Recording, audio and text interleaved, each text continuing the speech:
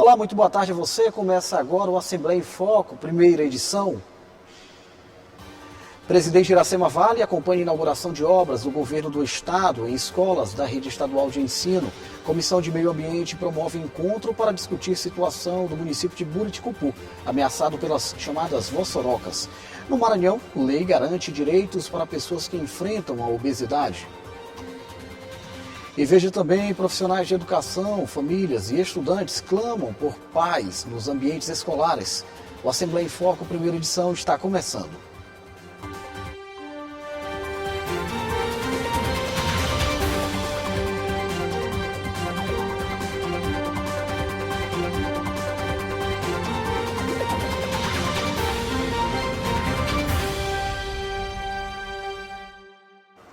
Encerrou agora há pouco, aqui no Poder Legislativo Maranhense, os trabalhos da última sessão plenária da semana. A repórter Milena Dutra acompanhou as informações. Muito boa tarde, Milena. Olá, boa tarde, Ronaldo II. Boa tarde a todos que assistem ao Assembleia em Foco, primeira edição. Eu volto com um resumo do Parlamento Estadual, resumo da sessão plenária desta quinta-feira aqui no Parlamento Estadual, a última sessão plenária desta semana. Eu acompanhei os trabalhos dos parlamentares. Hoje nós tivemos poucos pronunciamentos, mas tivemos pronunciamentos importantes. A deputada Daniela, também o deputado doutor Iglesias, destacaram na tribuna o caso de violência nas escolas e a importância de se fortalecer a segurança em todas as escolas públicas e privadas do país e do estado. Isso porque dia 20 de abril circulou pela internet alguns fatos curiosos, fake news, falsas informações, mas também que foram levadas a sério, é claro, pelas autoridades e também por pais e educadores, de que hoje nós teríamos supostos ataques em escolas aqui do estado e do país. Isso levantou a preocupação de parlamentares, é claro, porque o assunto ele é uma das temáticas principais em todo o país, que é a questão de ataques em escolas, massacres e violência nas escolas. Então foi destaque na sessão plenária desta quinta-feira. Os deputados também ressaltaram obras importantes do governo do estado no que diz respeito à infraestrutura, o cuidado com as rodovias, obras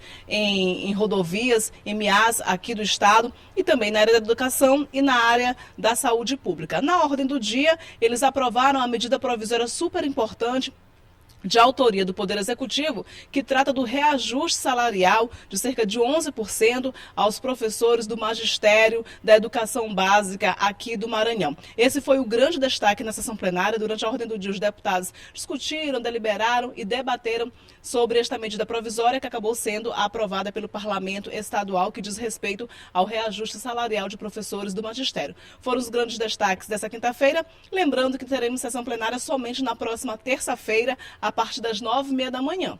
Eu volto com você, Ronaldo. Ok, Milena, muito obrigado. Viu? A presidente da Assembleia Legislativa, a deputada Iracema Vale, acompanhou o governador Carlos Brandão durante a entrega de benefícios para o setor público de educação. Na agenda, 3 escolas da rede estadual de ensino receberam obras de melhorias. A presidente da Assembleia Legislativa do Estado do Maranhão, deputada Iracema Vale, acompanhou o governador do estado, Carlos Brandão, na manhã de inaugurações de obras em 3 escolas da rede estadual de ensino. Durante as solenidades, o que muito se ouviu é que escola é lugar de amor.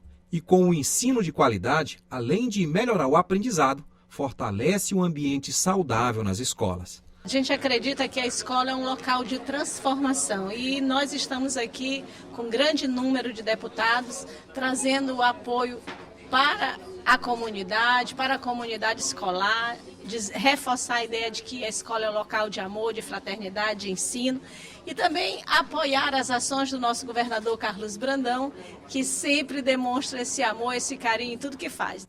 Na Vila Ivar Saldanha, as obras de reforma do Centro Educacional Coelho Neto contou com auditório novo, mediateca e laboratórios. O governador observou que nos 100 dias de governo foram 300 obras realizadas e a maioria na área da educação, o que mostra o compromisso em mudar a vida dos maranhenses por meio do conhecimento. E lembrou ainda que o Estado está empenhado em enfrentar a violência que ronda as escolas. Que a gente possa fazer da escola um local de segurança, um ambiente saudável, um ambiente de aprendizado. Então a gente fica feliz porque a gente vê esse clima muito bom aqui. Então eu estive ontem com o presidente Lula, uma reunião grande para tratar desse assunto, sobre segurança nas escolas, e aqui nós vamos tomar as medidas cabíveis. No Centro Educacional João Paulo II, no bairro do Turu, foram entregues o auditório e a midioteca. O vice-governador e secretário de Estado da Educação ressaltou a importância em se buscar a alegria do aprendizado por meio de escolas dignas e de qualidade. Eu quero agradecer todas as comunidades escolares, professores, estudantes, os funcionários, servidores da escola e a parceria também da Assembleia Legislativa, dos vereadores da capital, mostrando que o Executivo, o Legislativo, o Ministério Público que estava aqui presente também, todos nós estamos imbuídos em difundir o amor. E o amor se concretiza com obras, se concretiza com a educação. A gestora da escola agradeceu os novos espaços que irão garantir um melhor aprendizado aos estudantes. Entre os vários representantes da comunidade, este vereador ressaltou o significado das melhorias feitas no centro de ensino. Essa escola, de fato, precisava dessa reforma, dessa melhoria, e hoje a comunidade escolar e toda a nossa comunidade, de modo geral, está muito feliz com a entrega da reforma da escola. Entre as autoridades que acompanharam as inaugurações estavam os deputados Roberto Costa, Ana do Gás, Neto Evangelista, Ricardo Rios, Dr. Iglesio, Leandro Belo e o deputado Rafael, além de secretários de Estado, vereadores da capital e lideranças comunitárias. No Maranhão, uma lei garante atendimento prioritário para pessoas que enfrentam a obesidade. A matéria trata sobre atendimentos prioritários em estabelecimentos comerciais, bancários e outros serviços. A repórter Carla Bianca preparou uma reportagem sobre o assunto. A obesidade é considerada uma doença crônica e progressiva. Quem sofre com a doença precisa manter uma vida saudável, com alimentação balanceada, exercícios físicos e acompanhamento médico. Uma doença crônica, ela não é falta de vontade, ela não é falta de incentivo, ela não é nada disso, ela é uma doença, por isso tem que ser respeitada, não se pode ter preconceito com os pacientes obesos, pelo contrário. Há que se entender que eles são portadores de uma doença crônica e que precisa de todo um cuidado, sobretudo de uma equipe multidisciplinar, primeiro para tratá-lo, ou seja, clinicamente ou cirurgicamente. Segundo a Organização Mundial de Saúde, mais de 1 bilhão de pessoas no mundo têm obesidade. 650 milhões são adultos, 340 milhões adolescentes e 39 milhões são crianças. A obesidade é fator de risco para diversas doenças, como chama a atenção este gastroenterologista. A obesidade, além do excesso de peso que ela traz consigo, que já é um problema, ela costuma associar com o tempo o que a gente chama de doenças associadas ou comorbidades, como hipertensão, como diabetes, como doenças articulares, problemas respiratórios, problemas sexuais, problema de aumento de incidência de câncer. Então, esses são os maiores riscos de obesidade, por esse motivo que a gente recomenda que as pessoas que são portadoras de excesso de peso, de sobrepeso ou de obesidade, procurem uma equipe multidisciplinar para poder se aconselhar, para tratar, para evitar que se prolongue, para chegar com todos esses riscos, com todas as doenças associadas. Na Assembleia Legislativa, a deputada Ana do Gás é autora de uma lei que garante o atendimento prioritário e acessibilidade de pessoas com obesidade em grau 3 aos serviços dos estabelecimentos bancários, comerciais, órgãos públicos e outros serviços que precisem de atendimento por meio de filas, senhas ou outros métodos similares. Casos de obesidade grave devem ser tratados através da cirurgia bariátrica, procedimento conhecido como redução do estômago, porque muda a forma original do órgão e reduz sua capacidade de receber alimentos, dificultando a absorção de um número exagerado de calorias. Que é uma cirurgia de alta complexidade, é uma cirurgia que tem riscos, é uma cirurgia que precisa, obrigatoriamente, de um preparo multidisciplinar, antes e de um segmento também desses profissionais durante o pós-operatório. Porque uma coisa é muito clara, nós operamos o estômago das pessoas, não nós operamos o cérebro dela. Então precisa desse acompanhamento no pós-operatório, isso é fundamental para o sucesso do tratamento, porque se não tiver esses cuidados, podem acontecer complicações, inclusive pode acontecer o reganho do peso. Amanda é jornalista e optou pela cirurgia bariátrica em 2017. Ela diz que a vida pós-cirurgia é um processo de aprendizado. Eu costumo dizer que a vida após a cirurgia ela é um eterno processo de aprendizado, onde nele você precisa aprender a comer, a beber água, a mastigar, até a se alimentar. Então, Da mesma forma como a vida é um processo de aprendizado, o processo de adaptação, dependendo do método que você faça, dependendo do método que o cirurgião escolha, né, é lento e gradativo. Para Vanessa, fisiologista do exercício, especialista em saúde e emagrecimento, a alimentação saudável e exercício físico são imprescindíveis para o combate ao sobrepeso. A alimentação é muito simples. Dieta da moda não vai resolver. Comida de verdade, o que você tem em casa, o que é natural. Arroz integral, batata doce, macaxeira como fontes de carboidrato. Como fontes de proteína, frango, peixe, carne, ovos. Isso tudo junto com frutas e junto com oleaginosas. É básico, não precisa ser chique, não precisa ser muito elaborado. O exercício físico, algo que te dê prazer. Se você não gosta de musculação, você não precisa começar pela musculação. Comece por um esporte, uma vez que nós estamos falando de obesidade, que não tenha impacto e não tenha sobrecarga. Então comece com esportes ao ar livre, uma caminhada, bike, algo que você tenha prazer e que não seja intenso e de alto impacto. Olha, no próximo bloco você confere a previsão do tempo e o clamor da população por paz nos ambientes escolares.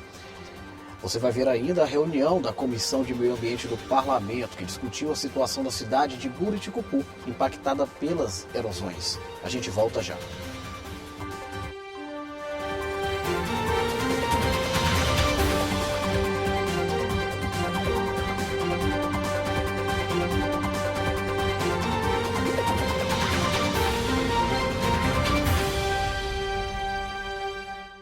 Presidida pelo deputado Júlio Mendonça, a Comissão de Meio Ambiente voltou ao parlamento com as discussões voltadas para a cidade de Buriticupu. O município está sob ameaças da existência de grandes erosões, tecnicamente conhecidas como vossorocas. Várias famílias estão sofrendo os impactos desse problema. A Comissão de Meio Ambiente e Desenvolvimento Sustentável realizou uma reunião conjunta com a Comissão de Obras e Serviços Públicos na Sala das Comissões da Assembleia Legislativa para discutir o fenômeno das vossorocas na mesorregião do Oeste Maranhense. O presidente da Comissão de Meio Ambiente, deputado Júlio Mendonça, destacou a importância da avaliação. Hoje nós discutimos justamente esse fenômeno que está impactando não só o Centro-Sul, ou seja, os 3 municípios ali do entorno de Buriticupu, Santa Luzia e Bom Jesus das Selvas, como também toda a bacia do Rio Pinaré. São fenômenos erosivos com profundidade nas suas consequências, né, que desalojando centenas de pessoas, colocando em risco a vida das pessoas, criando um impacto negativo economicamente, né, e também criando um impacto ambiental de amplitude grande, porque envolve toda a bacia do Rio Pindaré.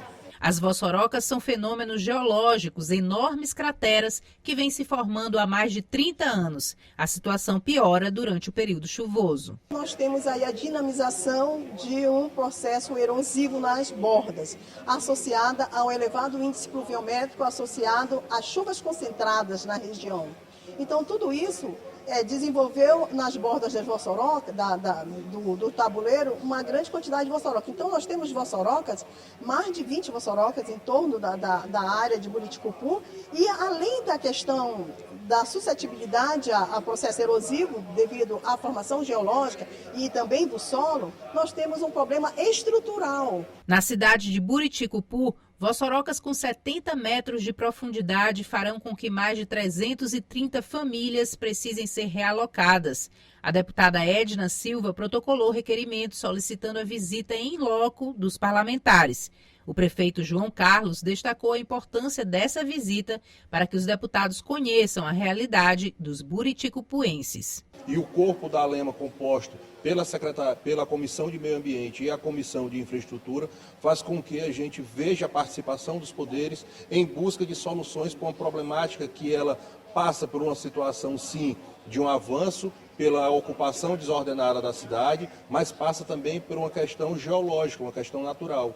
Então, hoje a gente precisa de todas essas esferas juntas em busca de conhecimentos técnicos necessários para levar a solução ideal para essa problemática da nossa cidade. Fizeram parte da reunião os deputados Davi Brandão, Edna Silva, Júlio Mendonça, Florencio Neto, Carlos Lula, Ricardo Arruda, Fernando Braide e Zé Inácio. Os parlamentares demonstraram preocupação e destacaram a urgência do caso. A Assembleia já está marcando a sua ida para ir em loco lá, ver essa situação de Buriticupu. O governador Carlos Brandão também já sinaliza para essa preocupação. O prefeito João Carlos deixou bem claro aqui que já existe também uma interlocução junto ao governo federal no sentido de buscar recursos, são investimentos muito altos, porque a gente está falando de obras de drenagem profunda. Hoje essa reunião em conjunto da Comissão de Obras com a Comissão de Meio Ambiente foi justamente para a gente ter a noção real do que é esse problema lá em Buriticupu. E as informações que a gente tem, o problema é mais grave ainda do que a gente pensava. É uma situação muito séria, o prefeito esteve aqui junto conosco também, a nossa deputada Edna lá de Buriticupu, e nós estamos todo mundo junto buscando essas informações para tentar, posteriormente, ir lá visitar, acompanhar em loco e possivelmente dar uma solução para esse desastre que está assolando totalmente aquela região de Buriticupu. Olha, o clima de insegurança nas escolas tem sido motivo de preocupação para estudantes, responsáveis, autoridades e profissionais da educação. O tema tem repercutido entre os parlamentares na Assembleia Legislativa, que buscam medidas e soluções. Nas ruas, a população clama pela volta da normalidade. Transformar o medo em gentileza. Nessa escola de São Luís, os alunos e professores iniciaram a manhã de um jeito diferente. Todos reunidos. Na camisa, a cor branca, um lembrete de paz. A ideia foi fazer esse momento simbólico contra ameaças ao ambiente escolar, amplificadas pelas redes sociais. A gente vem ao longo de toda a semana conversando com eles, fazendo ações, Ontem a gente fez uma ação bem legal que foi Conectando as Emoções, que é uma dinâmica que os alunos fazem, os alunos do ensino médio que fizeram, do terceirão, Conectando as emoções. Aí era uma caneta e eles tinham que andar ao longo do pátio conectados apenas por essa caneta, Então é trazer esse lado da conexão com o outro, que é o que realmente acaba tendo, que está faltando no momento, de conversar, de largar um pouco as redes sociais, o telefone, que está trazendo um prejuízo muito grande, para a nossa população. Não só para os adolescentes, mas para a população em geral. Essas ações mais concretas, elas permitem que eles percebam que não estão sozinhos e que através desses pequenos atos, esses pequenos gestos, essas demonstrações de afeto, se sentimos realmente acolhidos, e que esse é o lugar para isso. Então, através dessas ações, a gente possa mudar a realidade que acontece hoje, mas que também seja diário e contínuo. Nas últimas semanas, foram 15 apreensões no estado. Apesar de nenhum caso registrado, o medo do que acontece na tela do celular virar real tem causado pânico. As manifestações de paz estão acontecendo neste dia 20 de abril no país inteiro, com a participação de toda a comunidade escolar. É interessante que as escolas tenham esse contraponto, de, ao invés de propagar ainda mais essa violência, trazer uma simbologia de paz, de tolerância, de compreensão, de acolhimento.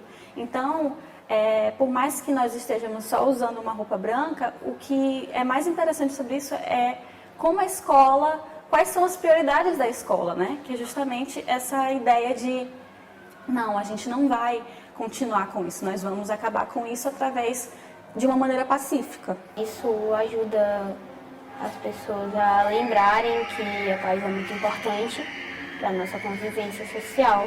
No fim, balões brancos foram soltos pelos alunos no céu da cidade, uma forma de lembrar a importância da luta contra a violência, se unindo pela paz. A gente precisa respeitar o próximo, entender o limite do outro, ver a capacidade de amor e de respeito ao próximo. Então, a escola sempre vai ser um ambiente seguro e saudável, onde a gente vai interagir de forma positiva.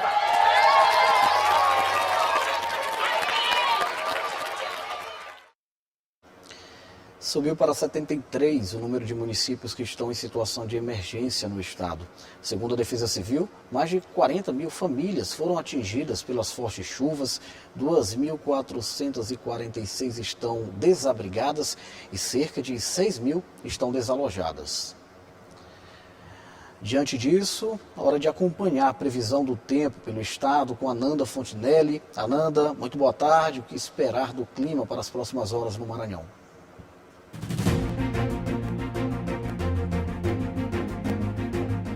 Boa tarde, Ronald. Boa tarde para você. Vamos à previsão do tempo para esta quinta-feira.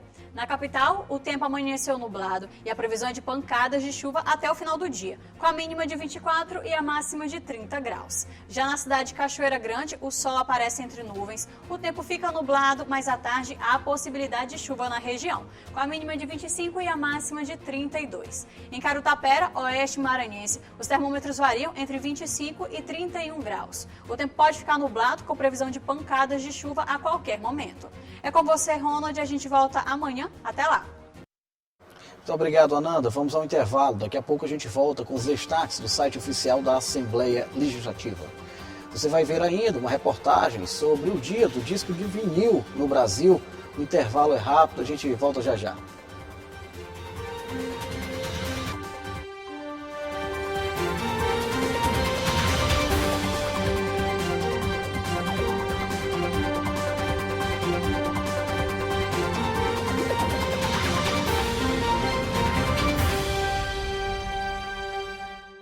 Estamos de volta, chegou a hora de ficar conectado com os destaques do site oficial da Assembleia Legislativa. O grande Josimar Melo tem as informações. Fala pra gente, Josimar, muito boa tarde. Boa tarde, Ronald, e a todos que acompanham a Assembleia em Foco, primeira edição. Vamos aos destaques do portal da Assembleia desta quinta-feira. Comissões de Meio Ambiente e de Obras discutem com geóloga da UFMA o fenômeno da voz soroca em Buriticupu. Presidente da Assembleia Legislativa, deputada Iracema Vale, prestigiou a entrega de obras em escolas estaduais de São Luís. As reformas foram entregues pelo governador Carlos Brandão e pelo vice-governador e secretário de Educação, Felipe Camarão. E o GEDEMA, grupos de esposas dos deputados, reforça a campanha de arrecadação de donativos para vítimas das enchentes do Maranhão. As doações podem ser entregues aqui na sede do Legislativo. Para acompanhar essas e outras reportagens, acesse al.ma.leg.br. É com você, Ronald. Valeu, obrigado, Josimar. Olha, amanhã é dia de Tiradentes e o feriado vai alterar o funcionamento de alguns órgãos públicos.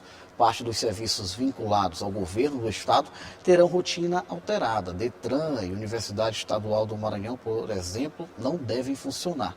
Assim como centros de referências de assistência social. Os serviços essenciais serão mantidos em pleno funcionamento, como unidades de pronto atendimento, delegacias de polícia e a Casa da Mulher Brasileira. Hoje, 20 de abril, é celebrado o Dia do Disco de Vinil no Brasil. Será que você aí tem em casa alguma dessas relíquias guardadas? Nos anos 80, o artigo musical começou a perder força. Em 90, os vinis foram praticamente extintos, mas até hoje ainda tem muita gente que curte e coleciona o antigo disco.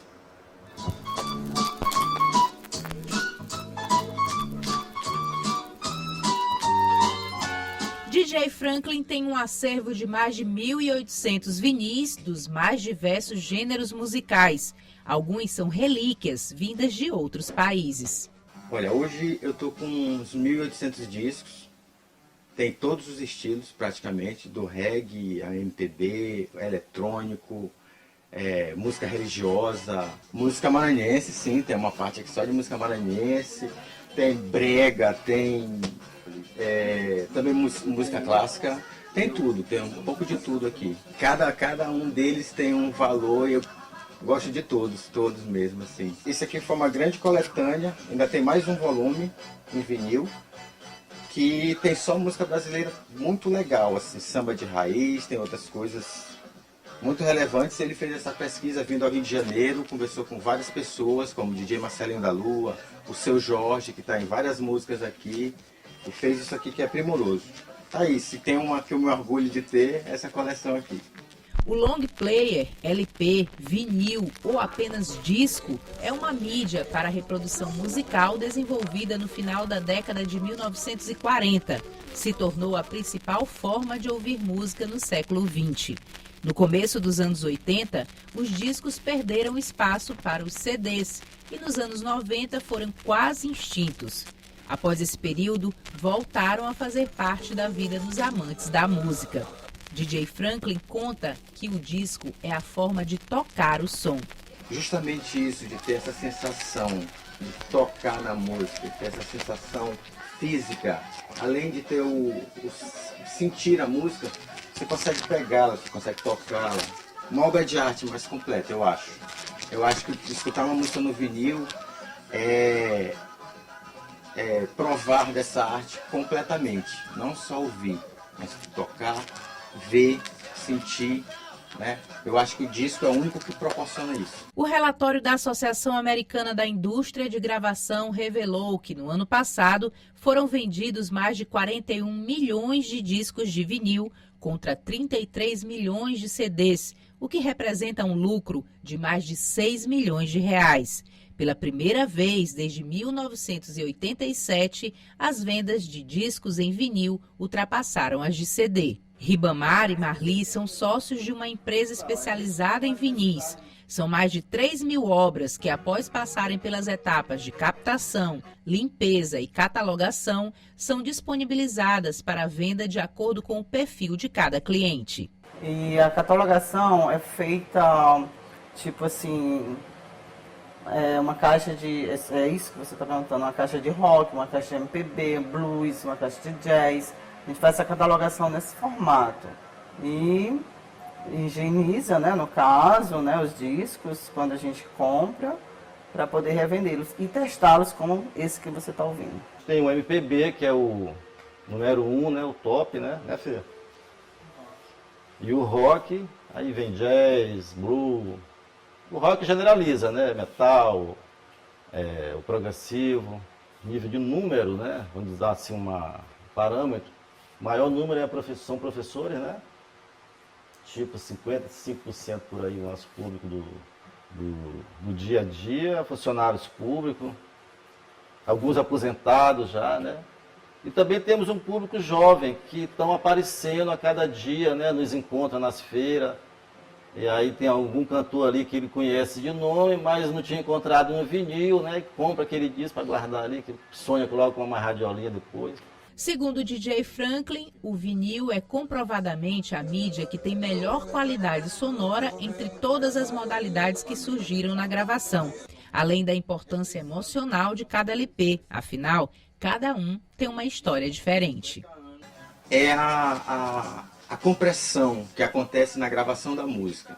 O CD e a música digital, ela recebe uma compressão que reduz o tamanho e reduz algumas frequências, que a gente pode até não ouvir, mas o nosso corpo sente. No vinil não, tudo que está gravado aparece no vinil e nosso corpo vai sentir. A gravação analógica, ela é muito mais real e ela é mais quente. E a gente, num som, a gente vai sentir essa diferença. Um pouco sutil, mas você sente um calor a mais na música do vinil.